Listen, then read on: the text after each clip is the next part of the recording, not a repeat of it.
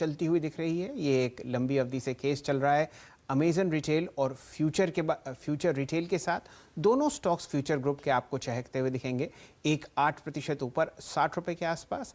और यहाँ पर जो एक बड़ी खबर आपको आती हुई दिखी है वो हमारे साथ जुड़ रहे हैं असीम मनचंदा साहब, लंबी अवधि से इस केस को ट्रैक कर रहे हैं और इन डेवलपमेंट्स पर आपको अवगत कराएंगे।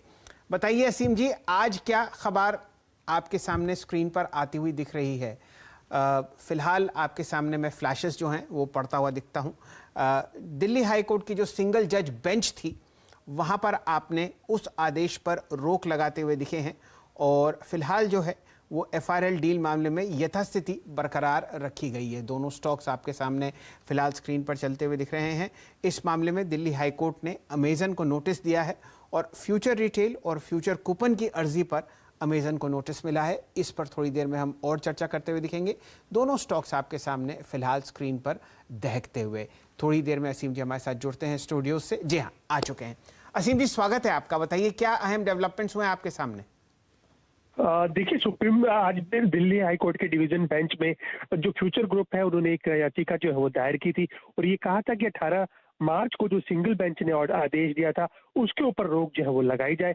आज जो है वरिष्ठ लॉयर हरीश साल्वे जो है फ्यूचर ग्रुप की तरफ से जो है उपस्थित हुए थे। उन्होंने कोर्ट के सामने ये दलील जो है सबसे पहले यही रखी कि जो मामला जो है सुप्रीम कोर्ट के सामने ऑलरेडी पेंडिंग है, ऐसे में सिंगल बेंच को इसके अंदर कोई भी आदेश जो है पारित जो है वो नहीं करना चाहिए था। दूसरा ये कि सुप्रीम कोर्ट ने अभी तक पूरे मामले में कहीं भी रोक जो है वो नहीं लगाई है। सुप्रीम कोर्ट ने ये भी कहा है कि मामला जो है एनसीएलटी में पहले की तरह जो है वो जारी रहेगा और एनसीएलटी इसकी सुनवाई जो है वो करता रहेगा। और सुप्रीम कोर्ट तीसरा ये कि सुप्रीम कोर्ट 27 अप्रैल को इस पूरे मामले की सुनवाई जो है वो करेगा।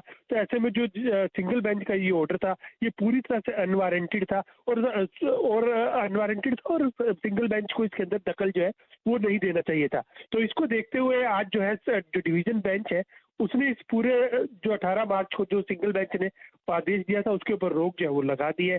तो ये जो जिस तरह से सिंगल बेंच ने ये कहा था कि जो फ्यूचर ग्रुप है उनकी संपत्तियों को अटैच जो है वो किया जाना चाहिए, उनको 20 लाख का पेनल्टी जो है वो भरना पड़ेगा। तो उस सारे आदेश के ऊपर एक तरह से डिवीजन बेंच के ने रोक जो है वो लगा दी है। अब मामला जो है 27 अप्रैल को सुप्रीम कोर्ट में सुनवाई होगी, तब वहां पर तय होगा, सुप्रीम कोर्ट जो है वो तय करेगा कि क्या इस मामले को आगे रुख जो है वो दिया जाएगा। खासतौर पर कि एनसीएलटी जो है पहले इस मामले की सुनवाई जो है वो कर रहा है, तब तक एनसीएलटी जो है अपना आदेश जो है फाइनल जो है वो कर सकता है, लेकिन वो आदेश अपना सुना जो है वो नहीं सकता क्योंकि सुप्रीम कोर्ट ने उसके ऊपर भी रोक जो है वो लगाई हुई है। तो फाइनली हमको अब 27 अप्रैल का इंतजार करना पड़ेगा, तब सुप्रीम कोर्ट इस पूरे मामले की सुनवाई जो है वो करेगा, तब ज्यादा क्लैरिटी आएगी कि इस डील को लेकर के, तब ज्यादा क्लैरिटी हमारे सामने जो है आएगी। तो असीम जी, अहम चीज़ें जो ये हुई हैं, सिंगल जज बेंच का जो ऑर्डर था उसको खारिज कर दिया गया है और उसके बाद अब जो मामला है एनसीएलटी के तहत सुप्रीम कोर्ट में मध्य अप्रैल में आपको आता हुआ दिखेगा। क्या ये समझना ठीक होगा?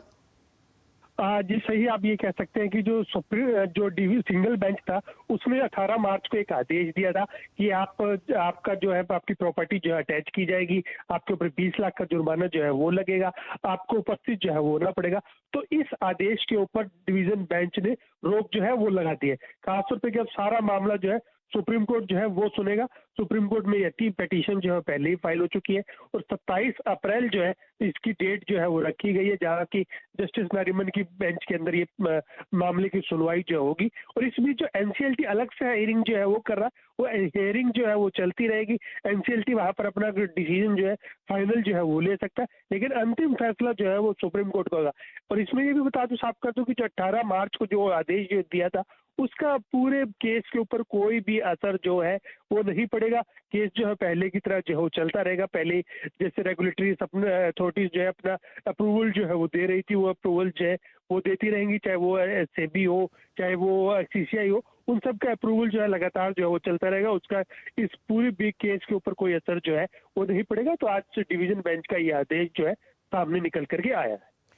चलिए, तो इस पर हम लोगों की नज़र रहेगी। अब बारी 27 अप्रैल को आएगी इसकी सुनवाई की। पैरेलली एनसीएलटी और सुप्रीम कोर्ट में जो आपके सामने केस चल रहा है वो चलता रहेगा और जो एक 18 मार्च को जजमेंट आया था सिंगल जज बेंच का फ्यूचर रिटेल पे, वो खारिज कर दिया गया है।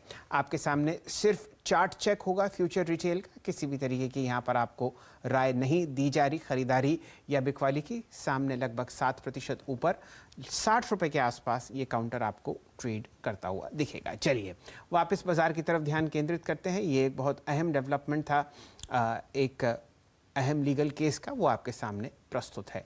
और एक और खबर आपके सामने चलती हुई ब्रेकिंग न्यूज़ के तौर पर टिकर पर इंश्योरेंस का